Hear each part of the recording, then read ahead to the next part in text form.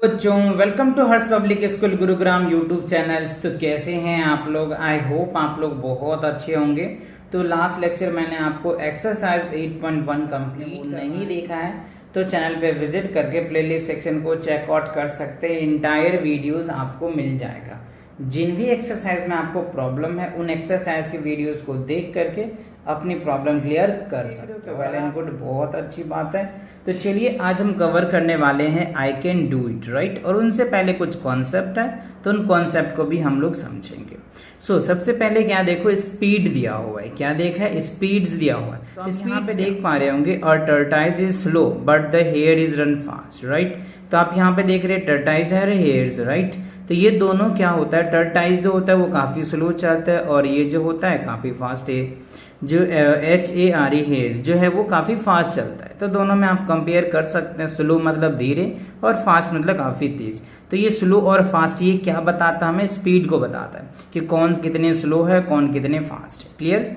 So tell about the speeds of two animals. तो दो animals के बीच में हम कंपेयर करके समझ सकते हैं कि ये काफ़ी स्लो चलता है और ये काफ़ी फास्ट चलता है। ठीक है, तो ये दोनों क्या होता है कि जो स्लो या फास्ट जो है ना, ये दोनों एक टाइम पे डिपेंड करता है ना, कि कम टाइम में ये ज़्यादा डिस्टेंस कवर कर लेता है, ज़्यादा टाइम में ये डिस्टेंस कवर कर पाता है। तो बात समझ में है ना। ओवर इन ऑल ये डिपेंड किस पे है? टाइम पे। तो स्पीड का एक फॉर्मूला होता है, speed equals to distance upon में टाइम, यानी स्पीड इक्वल्स टू क्या होगा? डिस्टेंस अपॉन में टाइम होता है। तो ये चीज़ें आपको याद रखना है, ठीक है। तो डिस्टेंस इक्वल्स टू क्या हो गया? स्पीड इनटू टाइम हो जाएगा। तो ये फॉर्मूले आपको याद रख लेना है बच्चों।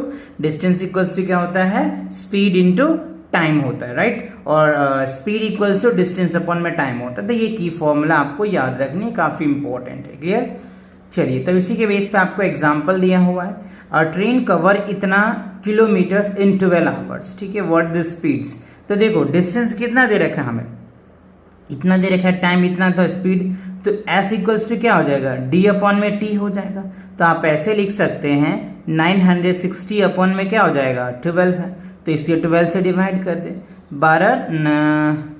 12 से इसको अगर डिवाइड करोगे तो कितने टाइम में ये आ जाएगा? 8 हो जाएगा। 12 नंबर ये हो जाएगा, राइट।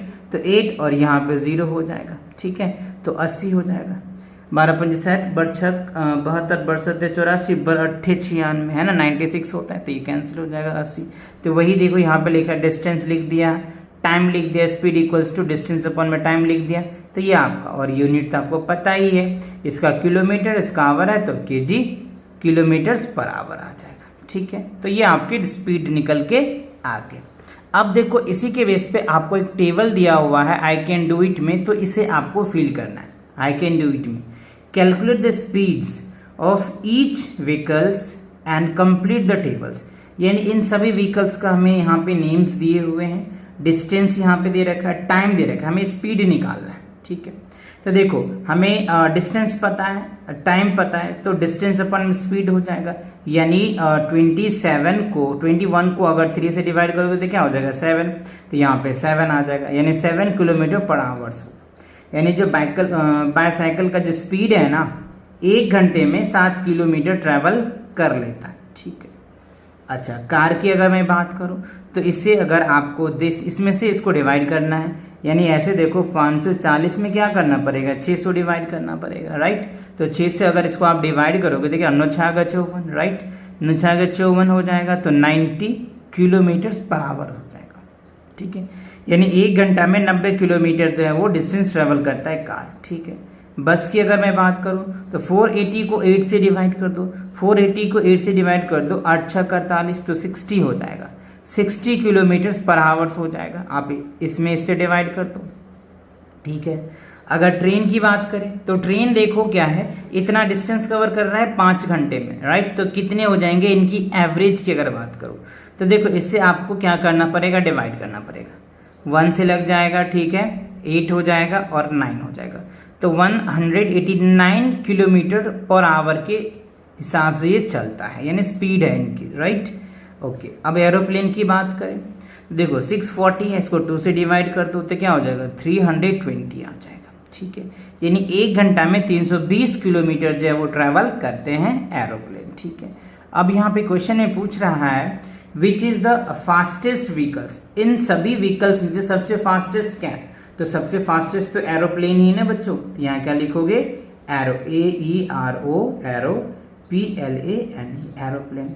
और कह रहे विच इज द स्लोवेस्ट व्हीकल, सबसे स्लो कौन है, तो सबसे स्लो तो छोटा व्हीकल्स ही है, सॉरी बाईसाइकिल्स है, तो यहाँ पे क्या लिखेंगे BICYCLE बाईसाइकिल्स है।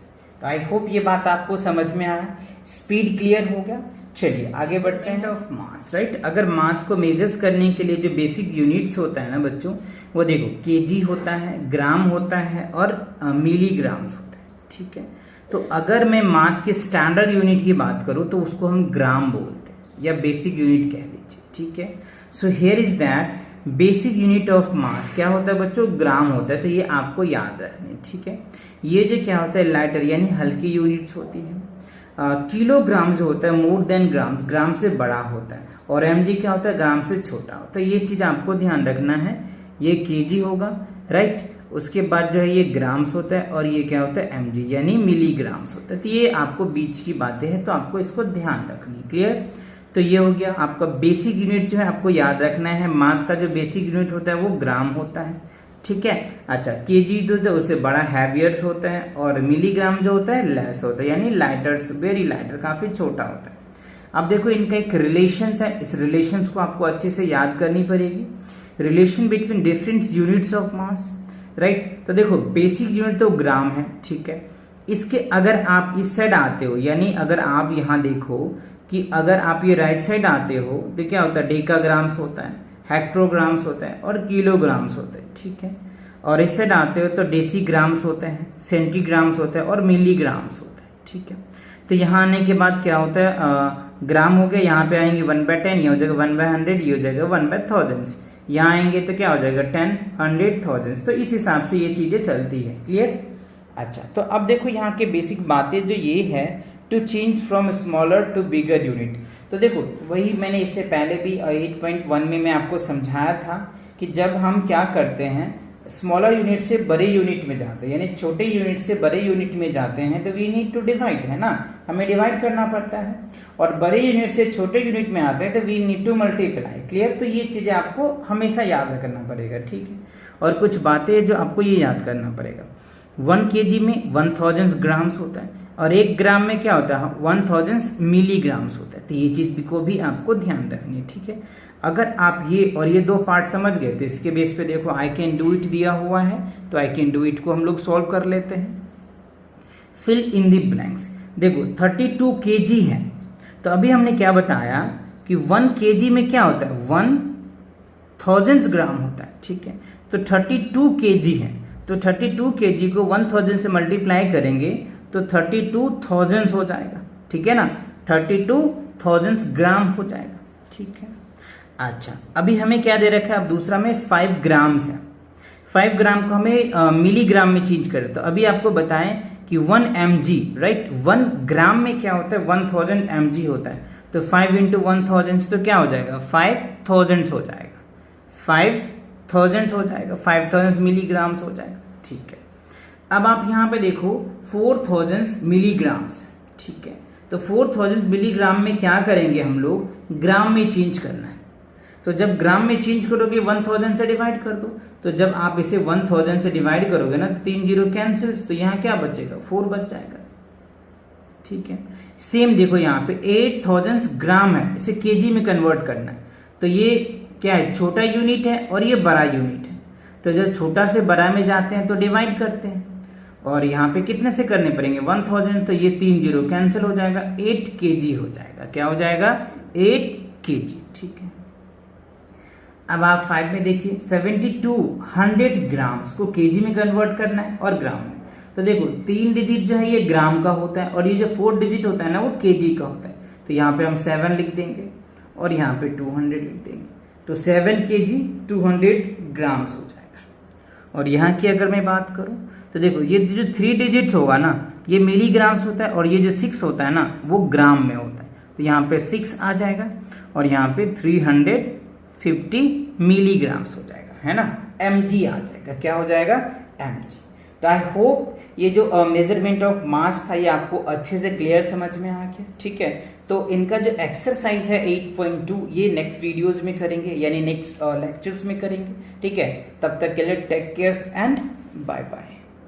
तो लाइक मारो, और अगर तुम लोग नए हो तो सब्सक्राइब करो। वो जो लाल वाला बटन है उस पर फूट फेंक के मारो या फिर मोमबत्ती, मुझे नहीं पता, बस क्लिक हो जाना चाहिए। अब मैं भी जा रहा हूं, मुझे पैसों के पीछे भागना है। बाय।